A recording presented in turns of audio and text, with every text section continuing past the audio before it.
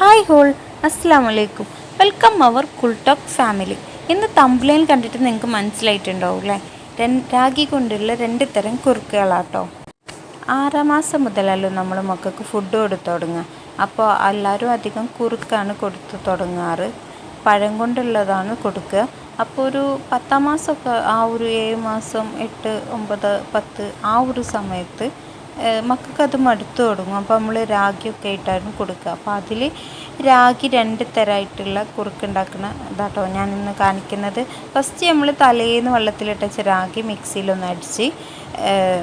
നന്നായിട്ട് അടിച്ചെടുക്കുക. എന്നിട്ട് ഒരു അരിപ്പ് വെച്ചിട്ട് അത് അരിച്ചെടുക്കുക.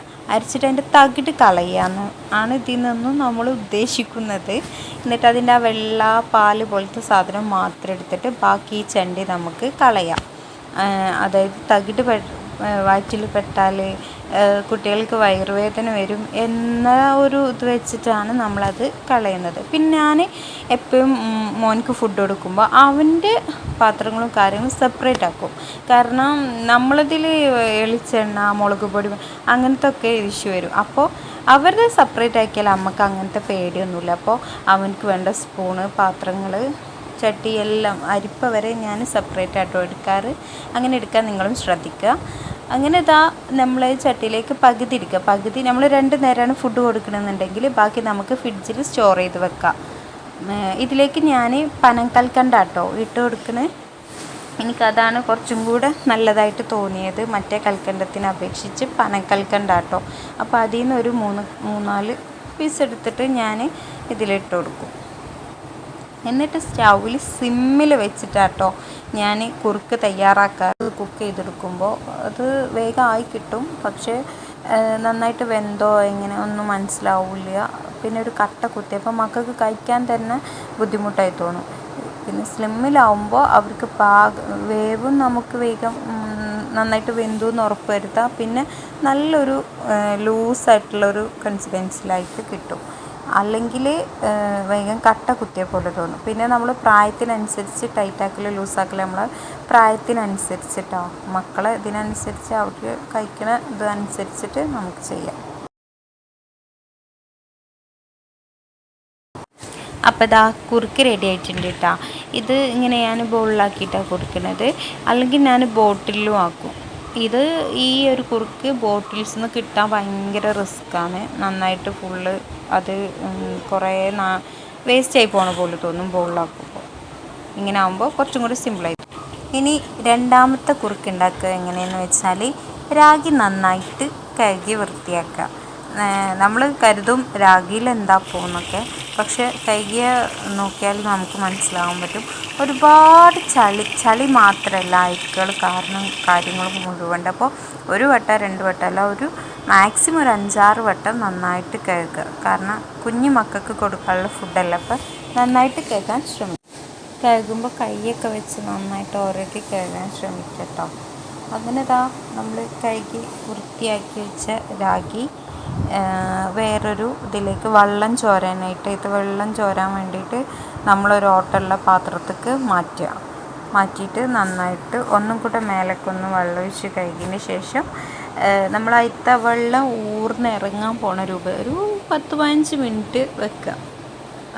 നന്നായിട്ട് അതിലത്തെ വെള്ളമൊക്കെ ഉറ്റി ഒന്ന് ഡ്രൈ ആവണ വരെ വെക്കുക. എന്നിട്ട് അതിലെ വെള്ളമൊക്കെ ഒന്ന് ഇതായിന്ന് കണ്ടാൽ നമ്മൾ ഉണക്കുക കേട്ടോ. നല്ല വെയിലുള്ള ദിവസമാണ് ഇതിനൊക്കെ നിൽക്കാൻ കിട്ടുക. ഒന്നാമത് ഞാൻ പറയുന്ന ഫസ്റ്റ് കാര്യം, വെയിലില്ലാതെ നമ്മൾ തിന്നാൽ അത് നമ്മൾ വിചാരിച്ച അത്ര ഉണ്ട് പെർഫെക്റ്റ് ആവില്ല. അപ്പോൾ ഞാൻ കണ്ടില്ലേ, ഇതിപ്പോൾ സൂര്യൻ നേരെ നിൽക്കുക അങ്ങനെയുള്ള ഒരു സമയമൊക്കെ, അതായത് രാവിലെ നമുക്ക് മനസ്സിലാക്കാൻ പറ്റും ഇന്ന് അത്യാവശ്യം വെയിലുണ്ട്. അങ്ങനത്തെ ഒരു ദിവസമൊക്കെ ഇങ്ങനത്തെ കാര്യങ്ങൾക്കൊക്കെ ഇറങ്ങുന്നതാവും ഒന്നും കൂടെ നല്ലത് കേട്ടോ. അപ്പോൾ ഇന്ന് നല്ല വെയിലുണ്ട് കേട്ടോ. അങ്ങനെ നമ്മളെ രാഗി നന്നായിട്ട് ഉണങ്ങി കിട്ടിയിട്ടുണ്ട്.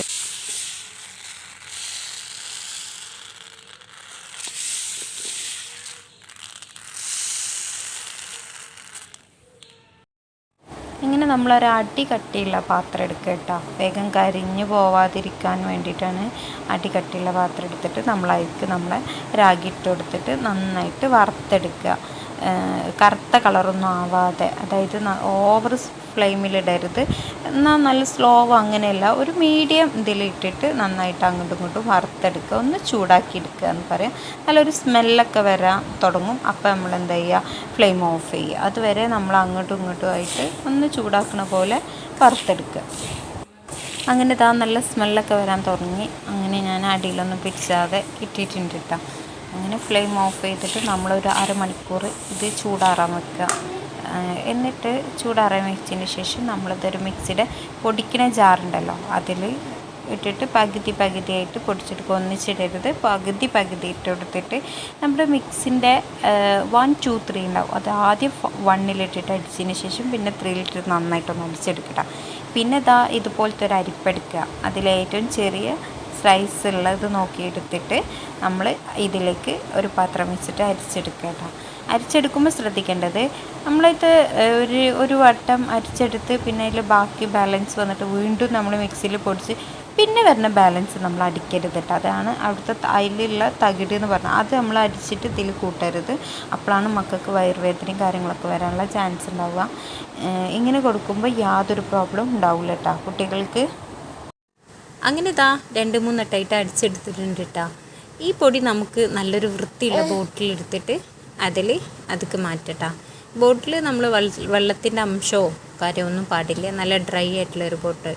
ഇങ്ങനെ മാറ്റി വെച്ച പൊടി നമുക്ക് 1 മാസം 2 മാസം 3 മാസം വരെയൊക്കെ നമ്മളെ മക്കൾക്ക് കൊടുക്കുക. യാതൊരു പൂപ്പലോ കാര്യങ്ങളോ ഒന്നും വരില്ല കേട്ടോ. അപ്പോൾ ഞങ്ങളുടെ വീഡിയോ നിങ്ങൾക്ക് യൂസ്ഫുൾ ആകുന്നുണ്ടെന്നുണ്ടെങ്കിൽ നിങ്ങൾ മറ്റുള്ളവർക്ക് ഷെയർ ചെയ്യുക, ലൈക്ക് ചെയ്യുക, സപ്പോർട്ട് ചെയ്യുക. പുതിയൊരു വീഡിയോ ആയിട്ട് വീണ്ടും വരേക്കും. അസ്സലാമു അലൈക്കും.